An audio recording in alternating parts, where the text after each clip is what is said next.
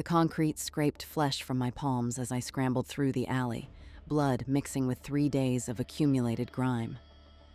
Copper flooded my mouth. I'd bitten my tongue again, a nervous habit that had intensified over the past weeks. Behind me, footsteps echoed with deliberate precision, each step measured like a metronome counting down to something final. The sound belonged to a predator that knew its prey had nowhere left to run. I slammed my spine against the brick wall, forcing my lungs into stillness despite their desperate demands for oxygen. The footsteps stopped. In that sudden vacuum of sound, I heard my pulse hammer against my eardrums, felt the sweat beating despite the October chill that cut through my torn jacket. Silence pressed into the space between heartbeats like a living thing with weight and substance. 10 seconds stretched into 20. 20 became 30. Each moment expanded until it felt like drowning in slow motion. When I finally dared to peek around the corner, the alley stretched empty, bathed in the sickly neon glow from Flanagan's bar across the street. But wrongness saturated the air, thick as smoke, electric as a coming storm, malevolent in ways that made every primitive instinct scream warnings I couldn't ignore. The hair on my arm stood at rigid attention, and somewhere deep in my hindbrain, ancient survival mechanisms fired like warning flares. A whisper brushed my ear like frozen silk, intimate as a lover's breath. "Run, Lena." I didn't hesitate. I ran. The maze of downtown alleys spat me onto 5th Street, where late-night pedestrians drifted in their individual bubbles of urban indifference. A homeless veteran clutched a cardboard sign near the subway entrance. 2 college students stumbled past, alcohol bright and invincible in their youth. A businessman in a wrinkled suit checked his phone with the desperate intensity of someone afraid to stop moving. Normal people, living normal lives, untouched by whatever stalked me through shadows that seemed deeper than physics should allow. I folded myself into the crowd, using storefront windows as mirrors to scan for pursuit. My reflection looked haggard, hollow cheeks, eyes ringed with sleepless nights, hair that hadn't seen proper care in weeks.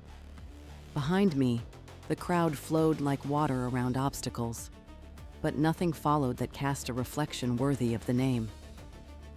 My apartment building squatted ahead like a brooding gargoyle, 12 stories of weathered brick that had witnessed 8 decades of human drama. The keys slipped through my trembling fingers twice before the lock surrendered with a click that should have sounded like sanctuary. It meant nothing. Safety was an illusion I'd lost the luxury of believing in. The lobby's fluorescent lights hummed their electric requiem, casting everything in harsh relief. Mrs. Patterson's door stood slightly ajar. The old woman had a habit of listening for her neighbors, a lifetime of loneliness disguised as concern. The elevator wheezed to life, carrying me up through floors of other people's lives toward the temporary refuge of my own space. 4th floor, down the hallway past doors that concealed mysteries I'd never know. 4B, home. If home was a place where terror followed like a faithful dog. Children's laughter rippled through my living room before I'd even turned the key. Playground sweet and wrong in every way that mattered. The sound carried an edge of hysteria, as if the joy had curdled into something poisonous. I jabbed the light switch with desperate urgency.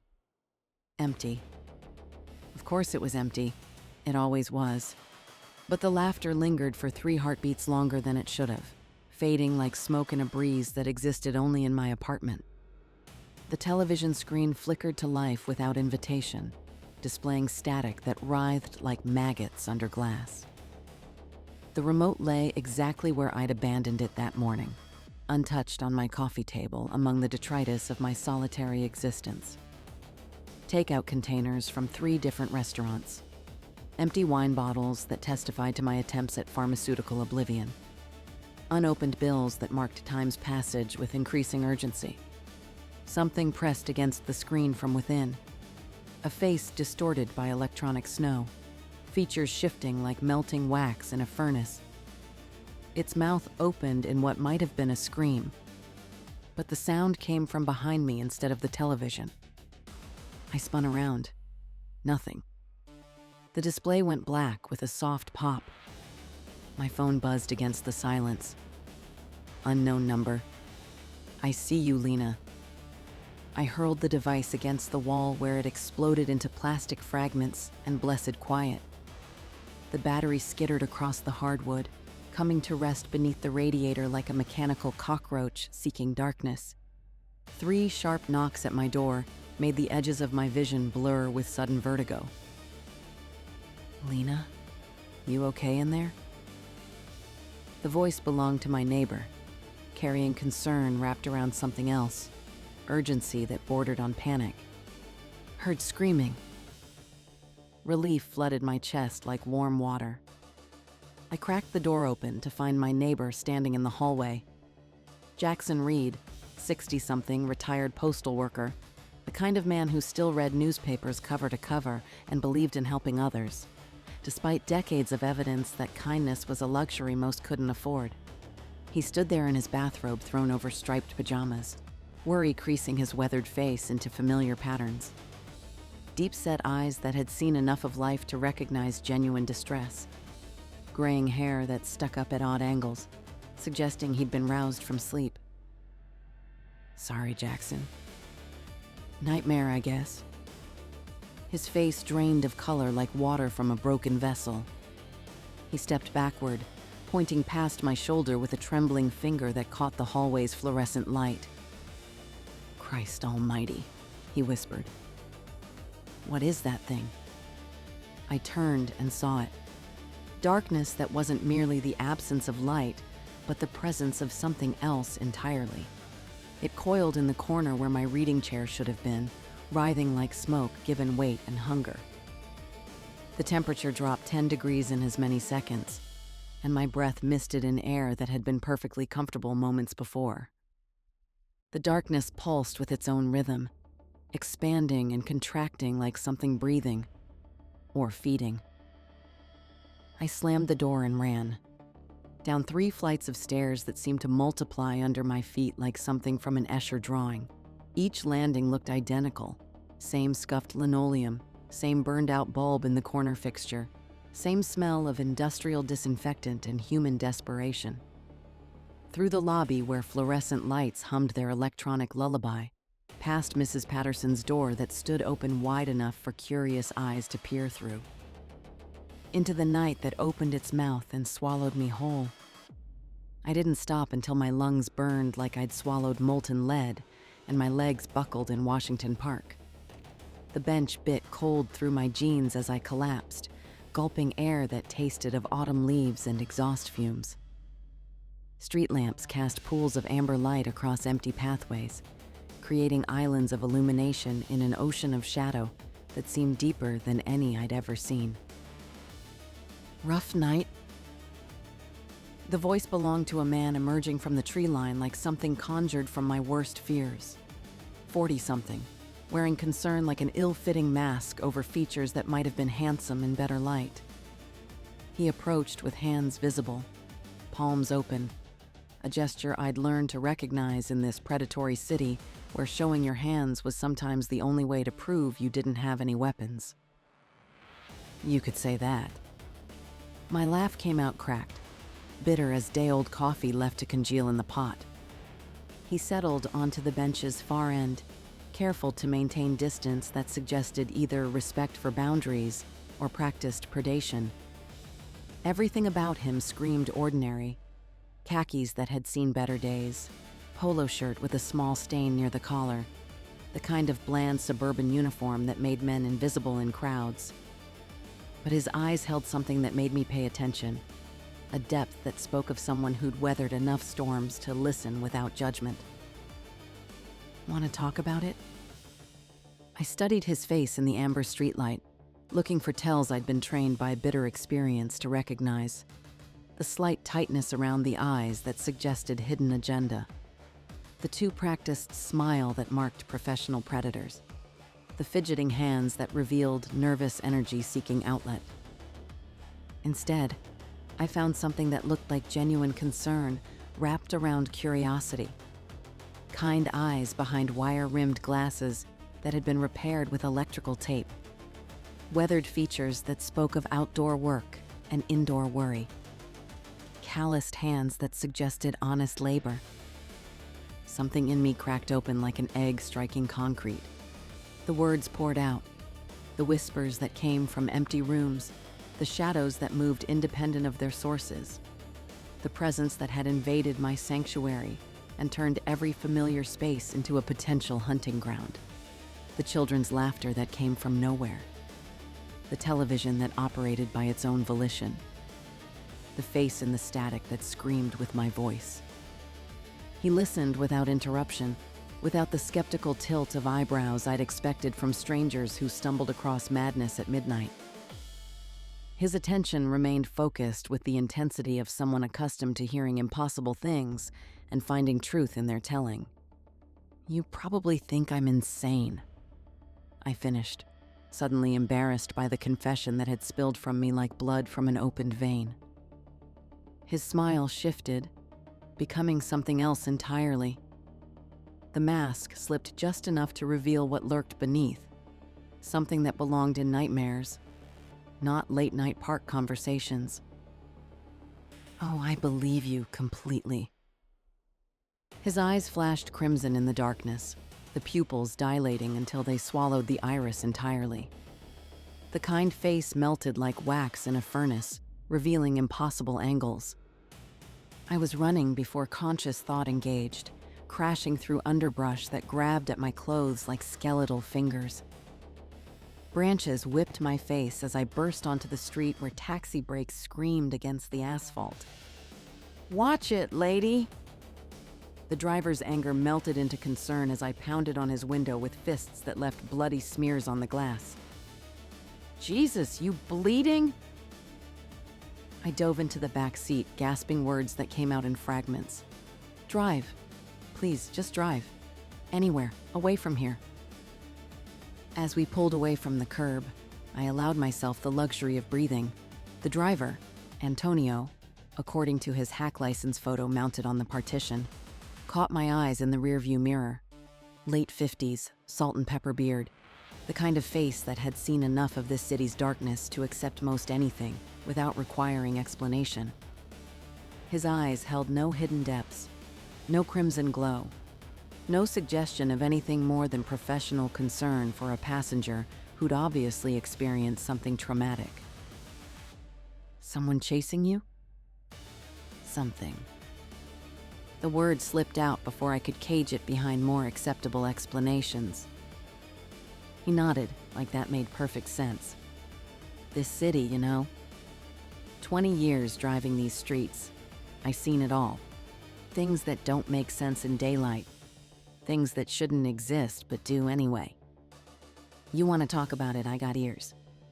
You want to sit quiet, that's fine too." We drove in comfortable silence through streets that grew progressively darker as the familiar grid of downtown gave way to suburban sprawl I didn't recognize. Empty lots where buildings had been demolished but never replaced.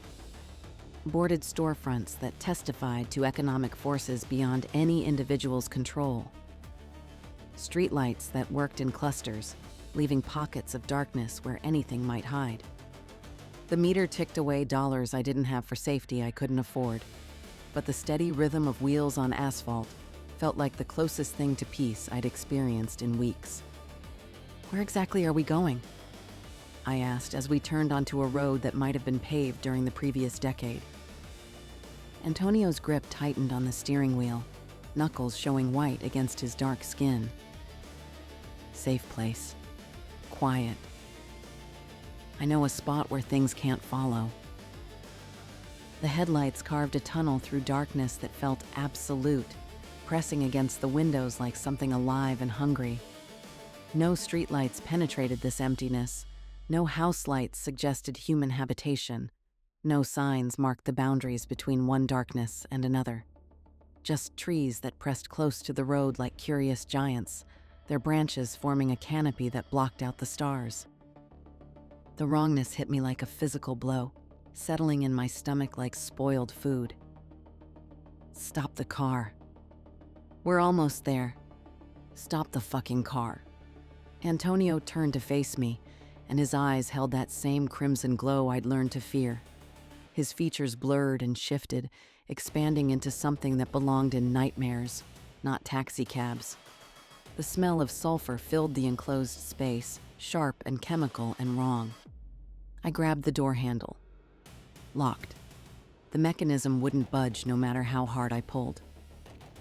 The thing that had been Antonio laughed with voices that harmonized in impossible ways. A chorus of the damned singing melodies that human throats couldn't produce. The car accelerated into darkness that swallowed everything, racing toward a destination I suspected I wouldn't survive to see. I woke to sunlight streaming through my bedroom window. The transition was jarring, absolute. One moment, captivity and terror racing through darkness toward unknown horrors. The next, morning light and the familiar comfort of my own bed. The sheets twisted around my legs like evidence of restless sleep. The digital clock read 8:47 a.m. Late for work, but alive. Definitely alive. My phone, somehow intact despite the previous night's violence, buzzed with a text from Patricia. Meeting starts in 10 minutes. Where are you? Real life. Schedules and deadlines and the beautiful mundanity of existence that I'd almost forgotten could feel like salvation. I dressed quickly, my fingers fumbling with buttons and zippers that seemed designed for steadier hands. I locked my apartment door with movements that barely trembled. Jackson waved from his doorway, coffee mug in hand and newspaper tucked under his arm. The picture of suburban normalcy, right down to the worn slippers and carefully combed hair. Morning, Lena. Sleep better? Much. And I meant it. The terror felt distant now, like a half-remembered nightmare dissolving in daylight's harsh reality. Dreams, I told myself. Just dreams twisted by stress and isolation into something that felt real in darkness, but lost power in the presence of fluorescent lights and morning routines. The subway platform buzzed with morning commuters, all of us united in caffeine deprivation and the shared misery of Monday morning.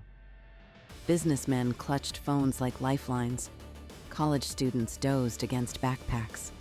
Mothers juggled children and schedules with practiced efficiency. I found a seat on the express train and settled in for the 20-minute ride to downtown, letting the familiar rhythm of wheels on track lull me into something approaching peace. Other passengers read newspapers, dozed or stared out windows at the tunnel walls that flashed by in strobing succession. Normal people living normal lives, untouched by whatever darkness had invaded my dreams. My reflection in the opposite window caught my attention. Pale, tired, but human. Behind it, towering above the seated passengers, stood a figure wrapped in shadows that didn't belong to any light source in the subway car. 7 feet tall, wearing darkness like a second skin, with eyes that burned crimson in a face that shifted between human and something else entirely. I spun around, my heart hammering against ribs that suddenly felt too small to contain it. I found an empty space where the reflection had shown presence. Just passengers absorbed in their morning routines, oblivious to whatever I thought I'd seen.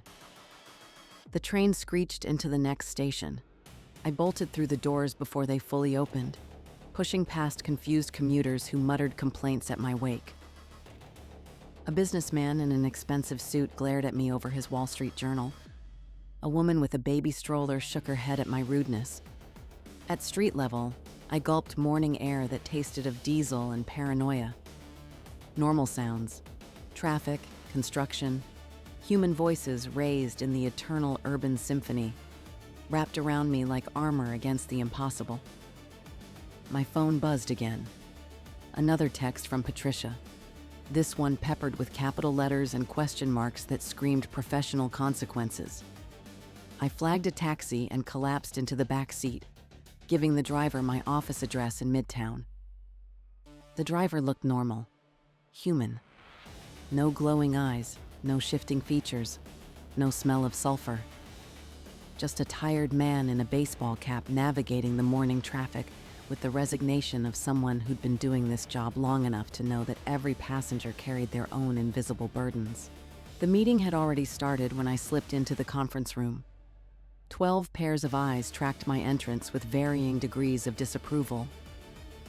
Patricia didn't look up from her presentation, the projector casting quarterly reports across her face like digital war paint. "How kind of you to join us, Lena. Sorry, subway delays." I took the only available seat and tried to focus on market analysis and profit margins. Normal things, safe things, numbers that made sense and added up to logical conclusions. But shadows moved in my peripheral vision, and I found myself checking corners where darkness gathered despite the room's aggressive fluorescent brightness. The meeting dragged on for another hour. Quarterly reports, strategic initiatives, the mind-numbing bureaucracy that kept our marketing firm profitable and its employees employed. When it finally ended, I retreated to my cubicle and buried myself in spreadsheets and email chains. Anything to keep my mind occupied with the rational world of data and deadlines. The office slowly emptied as evening approached. Fluorescent lights hummed their electronic lullaby overhead, while cleaning crews worked their way through the building's arteries like antibodies fighting infection. I was alone with my computer screen when my phone buzzed. Unknown number. Look behind you. The blood in my veins froze into ice water. I turned slowly, expecting empty space, praying for empty space. The thing that had been hunting me stood by the elevator bank, 7 feet of darkness given form and malevolent purpose. Its face shifted like smoke in the wind, sometimes almost human, sometimes something that had never drawn breath in this world. But its eyes remained constant, holes in reality that promised nothing good for anyone who looked too long. "Hello, Lena." Its voice was static given form, white noise shaped into words. "I've been waiting." I ran for the stairwell, taking steps 3 at a time, my heels echoing in the concrete shaft like gunshots.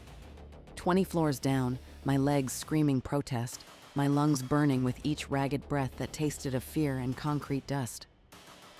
The lobby security guard looked up from his newspaper as I burst through the stairwell door.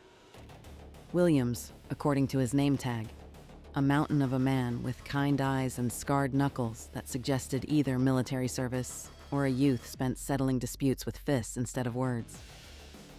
"Everything all right, miss?"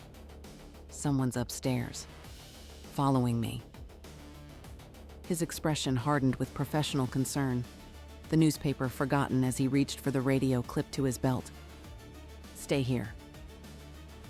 He disappeared into the stairwell while I paced the empty lobby, watching the elevator numbers light up in sequence as other cars moved through the building, like blood cells through arteries. When he returned 5 minutes later, shaking his head, I wanted to scream. "All clear up there. Checked every floor, every room that wasn't locked. Nothing." "That's impossible." He studied my face with eyes that had seen enough combat and city streets to recognize genuine terror when it stared back at him. "I believe you, miss. But there's nothing there now." He paused, considering options with the deliberation of someone trained to think tactically. "You want me to call someone? Police? Family?" "No, thank you. I'll be fine." The lie tasted bitter, but involving others felt like painting targets on innocent backs. I was through the glass doors and into the street before my conscious mind caught up. Another taxi, another driver who accepted my panic as just another night in the city that never slept. This one was a woman, Angela according to her license, with kind eyes and calloused hands that suggested she'd done harder work before falling back on driving strangers through darkness. Airport, I gasped, settling into the back seat that smelled of air freshener and other people's desperation. My phone buzzed. "You can't run from yourself, Lena." I powered it off and tossed it into my purse like a live grenade, but the words echoed in my head with the persistence of a song stuck on repeat. LaGuardia Airport Terminal buzzed with the familiar chaos of delayed flights and tired travelers. I bought a ticket for the next available flight, Chicago, departing in 90 minutes. The gate number felt like a lifeline. B17. The ticket cost more than my rent, charged to a credit card that was already dancing dangerously close to its limit. But distance felt like salvation, and I'd worry about financial consequences when I wasn't being stalked by something that shouldn't exist. Security screening took forever. The TSA agent studied my license like it might reveal the secrets of the universe, her eyes lingering on my photo with suspicious intensity that made me wonder what she saw there. Behind me, the line grew restless. Business travelers checking watches with increasing frequency, families with small children growing louder and more volatile, college students with backpacks and hope in their eyes that made me remember being young enough to believe the world made sense. "Purpose of travel?" she asked, her voice carrying the bored authority of someone who'd asked this question 10,000 times. "Personal." She handed back my license and waved me through, but her eyes followed me with the intensity of someone who'd developed instincts about which passengers carried trouble in their luggage. At the gate, I found a seat in the corner where I could watch the waiting area without exposing my back to unknown threats. Families with small children occupied most of the seating, parents juggling multiple responsibilities with the frazzled efficiency of people accustomed to chaos. Business travelers hunched over laptops, absorbed in work that couldn't wait for landing. College students with backpacks and hope in their eyes discussed spring break plans with the casual confidence of people who'd never encountered anything worse than disappointing grades. Real people living real lives, untouched by the darkness that had invaded mine. First time flying. The man beside me smelled of expensive cologne and confidence. Armani suit, Rolex that caught the terminal's fluorescent light, the kind of success that bought temporary immunity from life's sharper edges. His smile was professional, practiced, the expression of someone accustomed to making conversation with strangers. "Long day," I managed, running from something. The question hit too close to home, delivered with the casual precision of someone who knew more than he should. I mumbled an excuse about needing the restroom and fled toward the signs marked with universal symbols. In the harsh light, I splashed cold water on my face and stared at my reflection in a mirror that reflected exhaustion and paranoia in equal measure. Pale, frightened, but still recognizably human. Still alive. A whisper behind me, intimate as a lover's breath. "Found you." I spun around to find empty stalls whose doors stood open like accusations, but the air felt charged, electric with a malevolent presence that made every hair stand at attention. Back at the gate, passengers were boarding. I handed my ticket to the flight attendant, a woman in her 30s with the professional smile of someone trained to handle emergencies with grace, and found my seat.